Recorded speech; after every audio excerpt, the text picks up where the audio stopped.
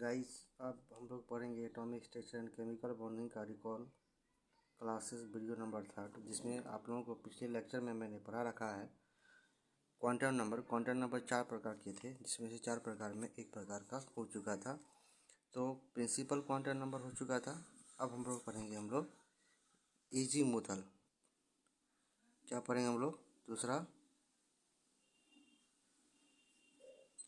A ji मूथल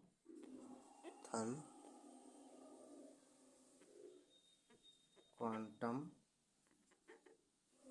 number.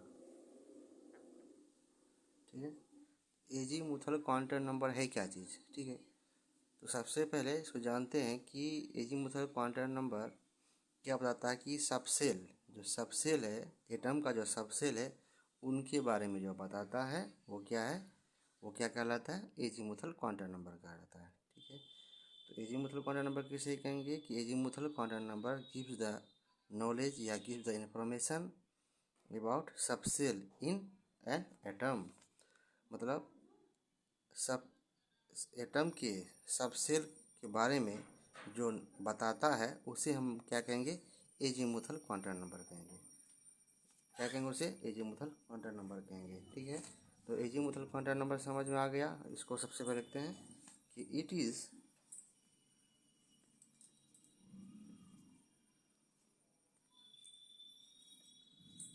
Denoted by small L. इसको किससे denote करते हैं? स्मॉल एल से डिनोट करते हैं। तो एजीमुथल क्वांटम नंबर किसे? It is denoted by small l. तो azimuthal quantum number gives the knowledge of subshell in an atom. मतलब एटम में जो सबसेल होता है उनके बारे में जो बताता है उसी को हम लोग क्या कहते हैं?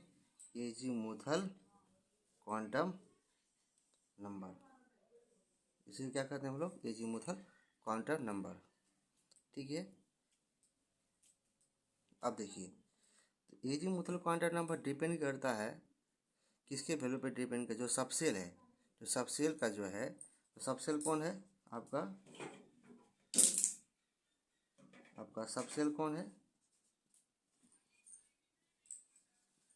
एस है, उसके बाद पी है, डी है और एफ है।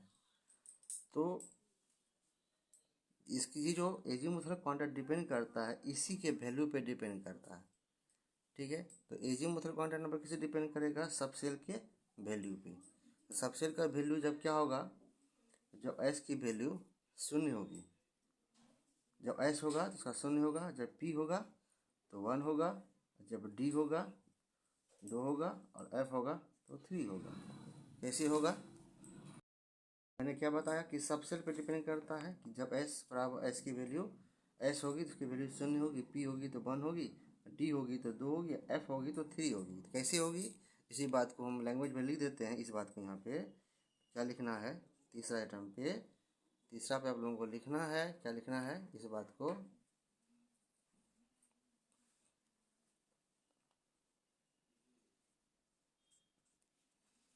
ए value,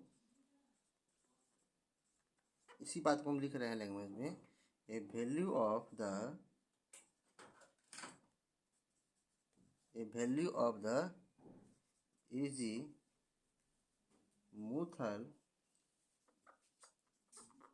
azimuthal quantum number can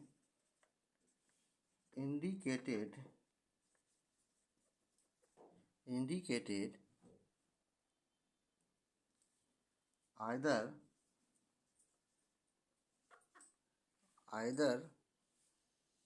N S P D and F subshell. ठीक है, F सबसेल which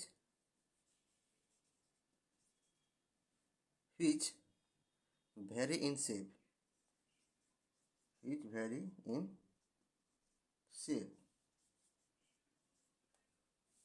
इसकी किसको वेरी करता है? उनके शेप को वेरी करता है, जिसके एस का, पी का, डी का और इस तरह एफ का। ठीक है, ये आपका शेप करता है, जिसका शेप क्या था, जिसका subshell depend on subshell, subshell value for, यहाँ वैल्यू कर दीजिए, सबसेल वैल्यू फॉर एल। इस बात को यहाँ पे ब्रैकेट डाल दीजिए, या तो ऐसे भी लिख सकते हैं आप लोग, या ऐसे भी लिख सकते हैं। इसको ऐसे डाल दीजिए, इसको subshell value for L, S के लिए एस होगा तो 0 हो जाएगा, पी होगा 1 होगा, डी होगा तो 2 हो जाएगा, पी हो एफ होगा तो 3 हो जाएगा। अब देखिए इसका प्रयोग कैसे करें। एग्जाम्पल फॉर एग्जाम्पल में क्या हो जाएगा, मान लो किसी का हाइब्रिडेशन निकालते हैं, हाइब्रिडेशन किसी का भी निकाले, मान लो सोडियम का 11 होता है, 1s2, 2s2, 2p6, 3s1, 11, 2 2 4 6 4 10 और 1 11। तो यहाँ देखिए, अगर पहला वाला देखें तो पहला वाला क्या बोले थे, जो भी एटम है, एटम का जो प्रथम सेल है का जो संख्या होता है वही होता है। तो यहाँ एन का मान कौन है, प्रिंसिपल क्वांटम नंबर 1, एन का मान 2, यहाँ एन का मान 2, उसका एन का मान 3। अब हम लोग पढ़ रहे हैं एजीमुथल पढ़ रहे हैं, तो एजीमुथल में एल का मान क्या होगा, एल का मान क्या होगा, तो देखिए लिखाए हुए हैं, एस के लिए 0, पी के लिए 1, डी के लिए 2, एफ के लिए 3। तो यहाँ देखिए एस के लिए, तो एस के लिए प्रथम एटम के लिए, मतलब सबसेल का एटम जो है, इसके लिए एस के लिए कितना है यहाँ पे, तो क्या हो जाएगा, एस के लिए 0। दूसरा इसका ले लीजिए, इस एल के लिए, इस एल के लिए एस का मान क्या होगा 0। फिर इसी तरह इसके लिए यहाँ क्या होगा, पी के लिए, पी का मान कितना है 1। और फिर एस के लिए, लास्ट वाला एस के लिए एल का वैल्यू, एल वैल्यू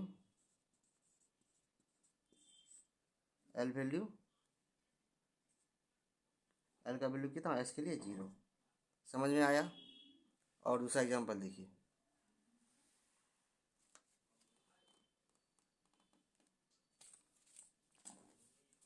मान लेते हैं ऐसे दिया हुआ, डायरेक्ट आपको दिया हुआ है 3s2 दिया हुआ है। नेक्स्ट एग्जांपल सीधा ऐसे दिया हुआ है 3s2,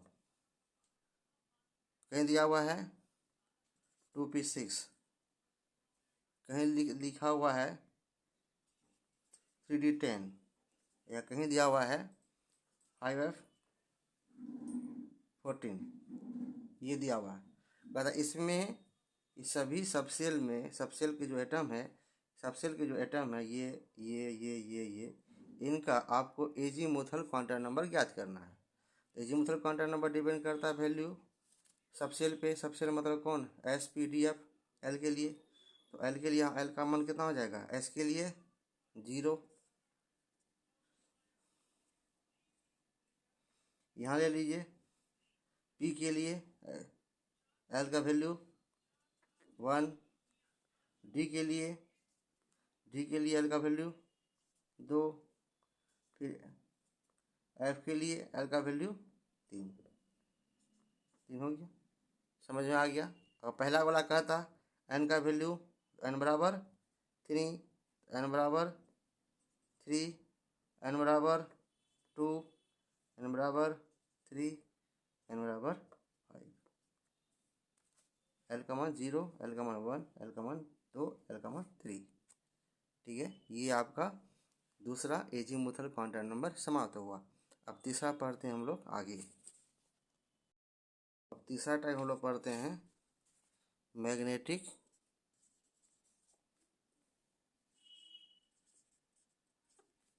क्वांटम नंबर।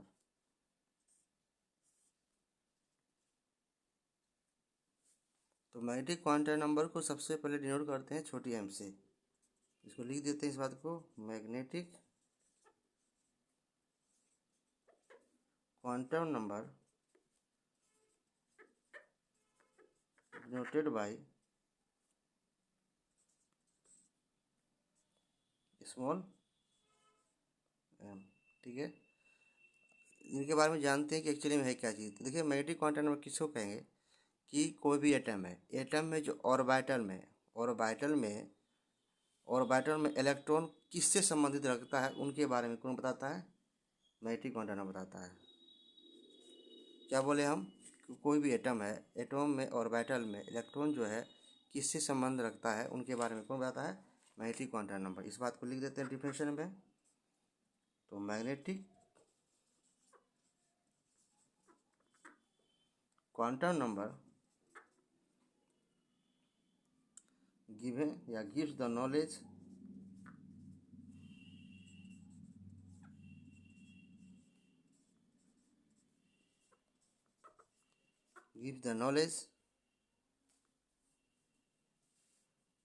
ऑर्बिटल, इसके बारे में, orbital to which electron belong in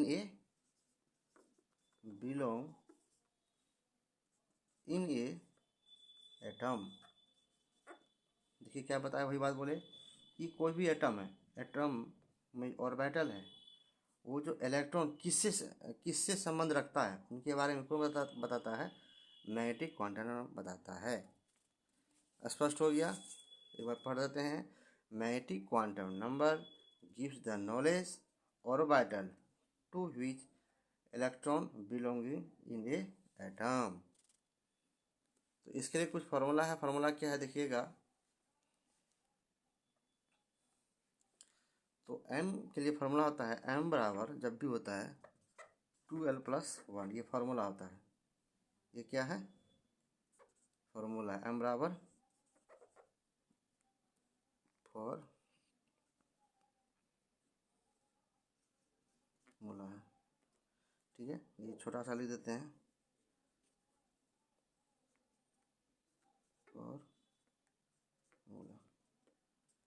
formula क्या है, m बराबर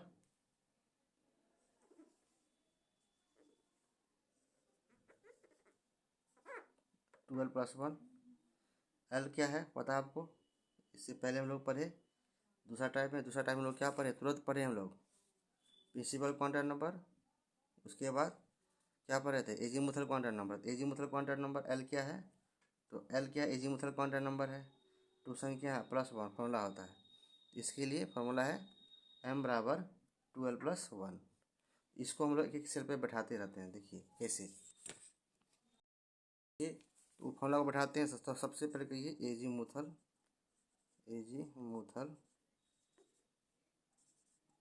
क्वांटम नंबर को कॉलम बनाइए,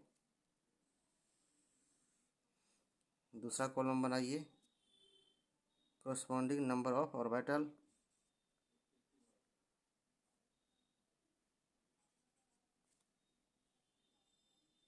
corresponding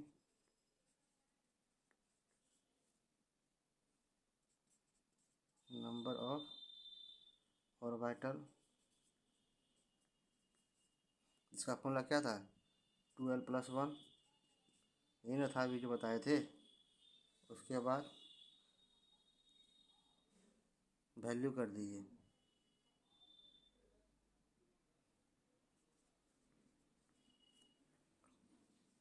पॉसिबल वैल्यू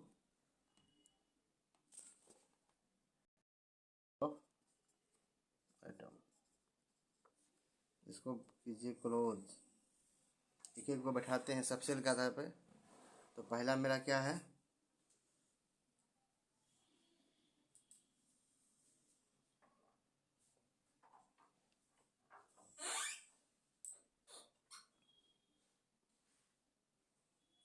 तो पहला हम लोग डालते हैं जीरो सब सेल के लिए, पहले डालते हैं जीरो, मतलब एस सब सेल के लिए एस सब सेल में कितना था 0, तो एस सब सेल, एस सब सेल मतलब 0 के लिए, है ना, आपको बताए हुए हैं। एफ सब सेल मतलब 0 के लिए, इसको लिख देते हैं हम एस,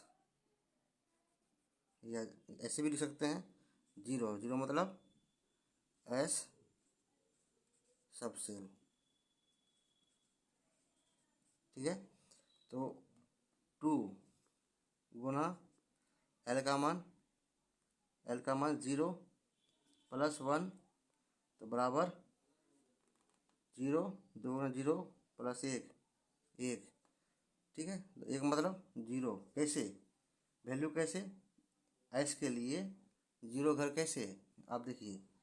तो एस के लिए कितना होता है, यहाँ देखिएगा, तो ये एस के लिए ऐसा होता है, ठीक है। तो यहाँ पर दोनों तरफ 0 होता है, उसी के लिए ये पोजीशन घर बताता है, ठीक है।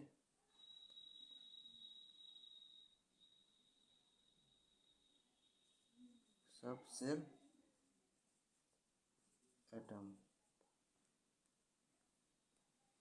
ठीक है। दूसरा पी के लिए, तो पी का था 1, पी सब सेल, पी सब सेल के लिए तो 2 गुना 1 प्लस 3, 2 का 2 1 3, 3, तो 3 का माइनस कब होगा, -1 0 और हो जाएगा +1, 1 2 3, 1 2 3, तो इसका कॉलम कितना हो जाएगा, 3 हो जाएगा, 1 2 3, ठीक है।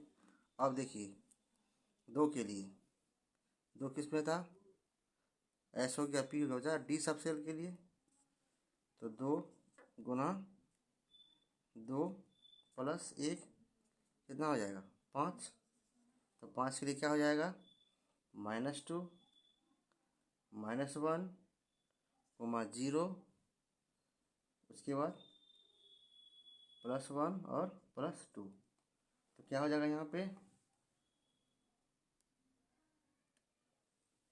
आपका, यहाँ क्या हो जाएगा, तो 5 कॉलम हो जाएगा, यहाँ हो जाएगा आपका 5 कॉलम, 1 2 3, 1 2 3 4, 1 2 3 4 5, 5, तो कैसे बैठेगा -2, इसे यहाँ बैठेगा -1 0 +1, यहाँ -2 -1 0 +1 और +2, ठीक है, ऐसे ही बैठेगा।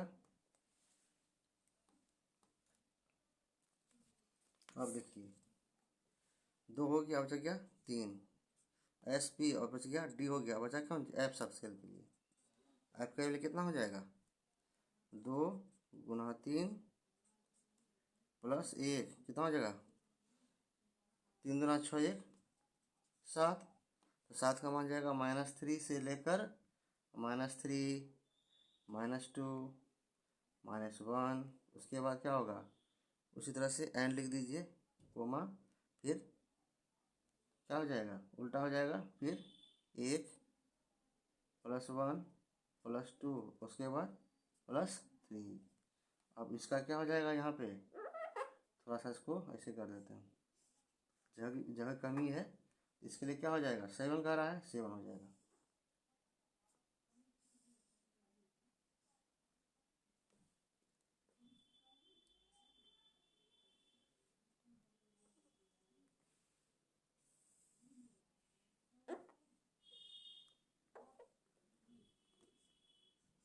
एक 1 2 1 2 3 4, 1 2 3 4 5 6 1 7, तो माइनस से स्टार्ट कीजिए पहला अगर में -3 -2 -1, -1 के बाद 0 छूट गया, यहाँ पे यहाँ क्या होगा, यहाँ 0 छूट गया है 0, उसके बाद +1 या 1 भी लिख सकते हैं हम लोग, +2 और +3, यही आपका है एक्चुअली में। मैट्रिक क्वांटम नंबर किससे कहेंगे समझ में आया, इसमें क्या बताता है, और एटम में जो ऑर्बिटल में इलेक्ट्रॉन किससे संबंधित है उसके बारे में यहाँ बताता है। मानते हैं यहाँ इलेक्ट्रॉन है, मान जैसे एग्जाम्पल है, अब एग्जाम्पल देखिए, अब देखिए एग्जाम्पल, अब कहीं लिखा हुआ है 3D5 ऐसा लिखा हुआ है। तो डी के लिए हम समझते हैं, डी के लिए कितना होता है। डी के लिए यहाँ दिखाए हम लोग, डी के लिए आपका टोटल कितना कॉलम है, 5, 1 2 3, 1 2 3 4 5, 5। तो 5 के लिए हमको कितना है, 3D5 कह रहा है। इसमें कह रहा है मैट्रिक क्वांटम नंबर ज्ञात करें। तो मैट्रिक क्वांटम नंबर ज्ञात करने के लिए क्या है फॉर्मूला मेरा वही है 12+1। तो सबसे पहले इसको क्या तोड़ेंगे, इलेक्ट्रॉन बैठाइए, कितना इलेक्ट्रॉन है, 1 2 3 4 5। तो कहता है कौन सा इलेक्ट्रॉन संबंधित रखता है, तो 5 इलेक्ट्रॉन को बैठा दिए। अब किसके संबंधित है उनके बारे में पूछा जाएगा, तो पूछा जाएगा तो सबसे पहले हम बैठाते हैं, यहाँ 5 है, डी के लिए 5 है, तो -2 -1, उसके बाद 0 +1 +2। अब ये पूछ दे कि इस, है ना, ये जो 1 2 3 4 5 इलेक्ट्रॉन जो रखा गया है, इसमें से पूछ दे कि 3D5 में तीसरे इलेक्ट्रॉन का मैग्नेटिक क्वांटम नंबर क्या होगा। तो तीसरा, पहला, दूसरा, तीसरा, तीसरा में का मान क्या हो जाएगा, 0। चौथा में कह दे तो +1, पाँचवा में +2, प्रथम का के लिए -2, द्वितीय का कह दे, दूसरा का कहे तो -1। अब क्वेश्चन देखिए, क्वेश्चन क्या पूछेगा।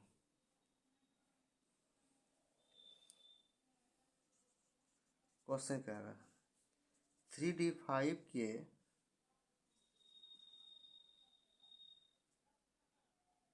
दूसरे इलेक्ट्रॉन्स का मैग्नेटिक क्वांटम नंबर ज्ञात करें। मैग्नेटिक क्वांटम नंबर ज्ञात करें। सही, दूसरा कह रहा है, क्या कह रहा है, दूसरा वाला कह रहा है।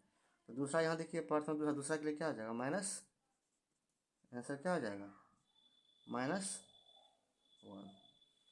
समझ में आया, आई होप मैं आप लोगों को समझा पाया हूँ।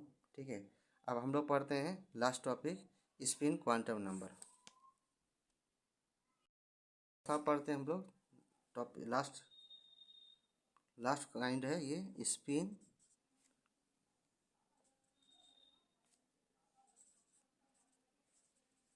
Quantum number.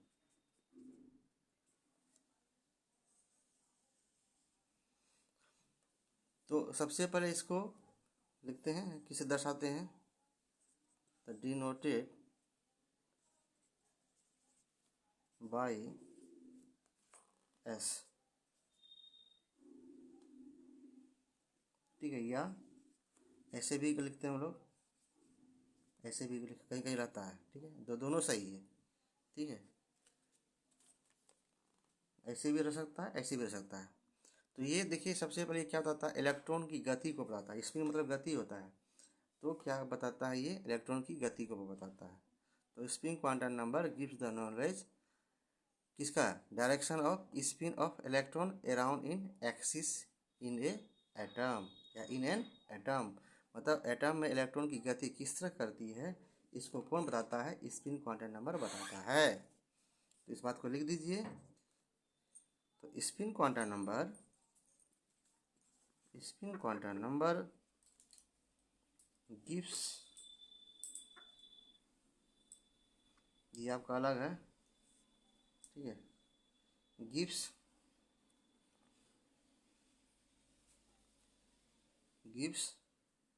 The knowledge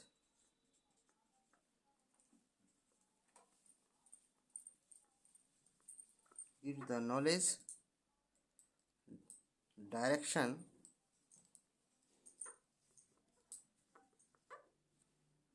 of spin of electron around its axis in an atom. क्या कहा कि किसी भी एटम में, इन एटम, किसी भी एटम में इलेक्ट्रॉन किस तरह गति करती है उसके बारे में कौन बताता है? स्पिन क्वांटम नंबर बताता है। तो इलेक्ट्रॉन की गति दो तरह से होती है। फॉर एग्जांपल देख लीजिए,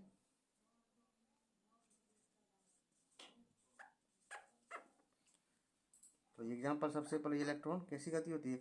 ऐसे ही होती है, एक ऐसे होती है, या ऐसे भी होती है, या ऐसे भी होती है, दोनों सही है। इसको अगर इस डायरेक्शन में है, इसको बोलते हैं हम लोग क्लॉकवाइज। इसको क्या बोलेंगे हम लोग? क्लॉकवाइज। इसको भी कहते हैं। दूसरा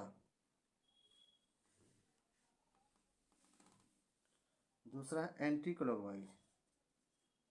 एंटी क्लॉकवाइज, तो ये गति क्या है? एंटी क्लॉकवाइज है। ये गति क्या है? Anti clockwise.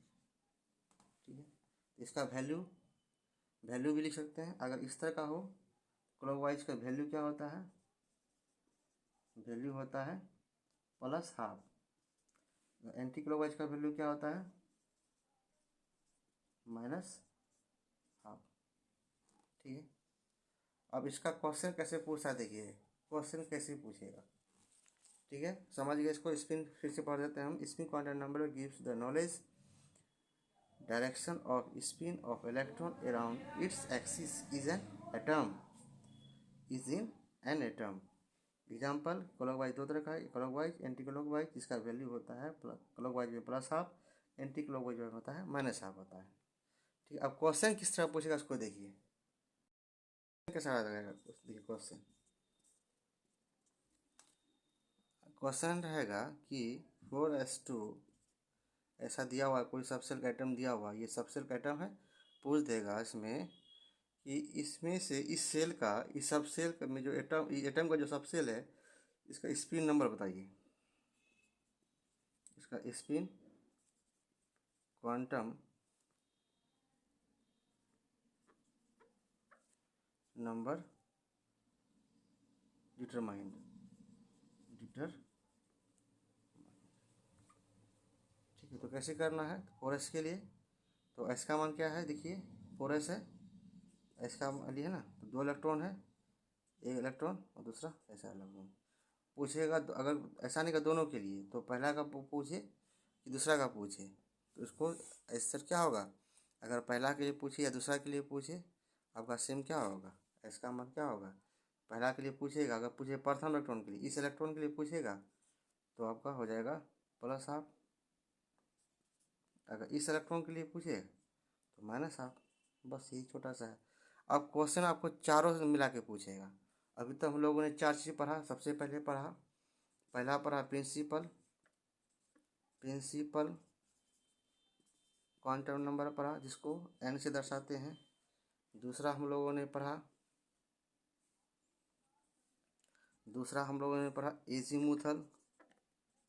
Azimuthal quantum number, जिसको L से दर्शाते हैं, तीसरा पढ़ा हम लोग मैग्नेटिक क्वांटम नंबर पढ़ा, जिसको हम लोग m से दर्शाते हैं।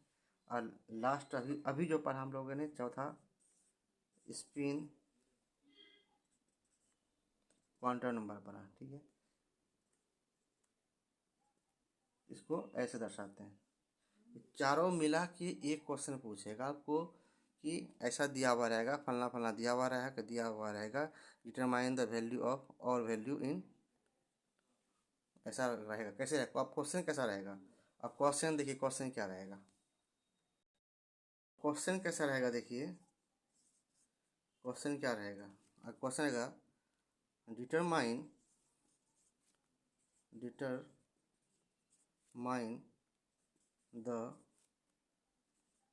All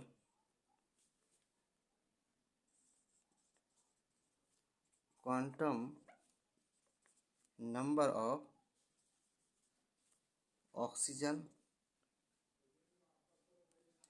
oxygen chlorine magnesium, copper and chromium.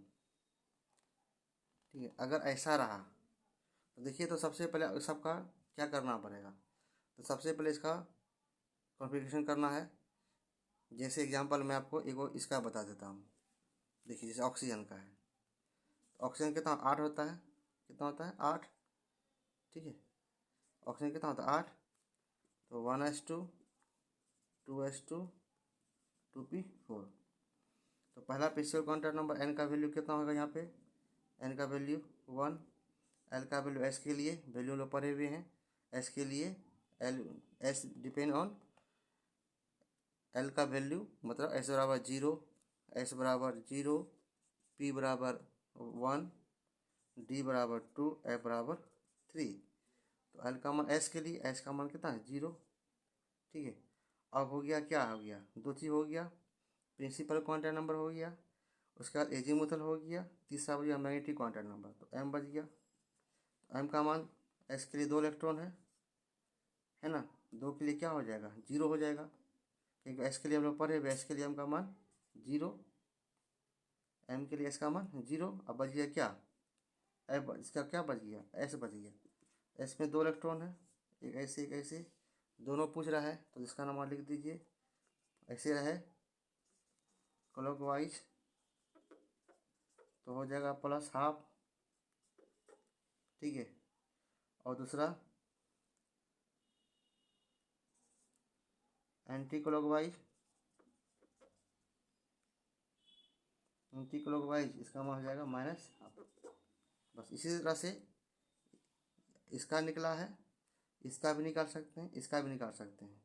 सभी के लिए इसी तरह आप लोग होमवर्क में आप लोग बना लेंगे। एक क्वेश्चन हमेशा रहता है, ऑब्जेक्टिव में रहता है, सब्जेक्टिव में भी रहता है। एक क्वेश्चन हर बार निश्चित पूछता है, तो इससे एक क्वेश्चन निश्चित रूप से रहता है। तो यहाँ आपका कॉन्टैक्ट नंबर, यहाँ आपका कॉन्टैक्ट नंबर से प्रश्न रहता ही है हर बार, चाहे वो आपका ऑब्जेक्टिव हो या आपका सब्जेक्टिव क्वेश्चन हो। ठीक है, एक क्वेश्चन हमेशा रहता है। ठीक है, तो यहाँ आपका आज ख़त्म होता है। नेक्स्ट लेक्चर में हम लोग पढ़ेंगे आगे रिकॉर्ड क्लास में। Thank you.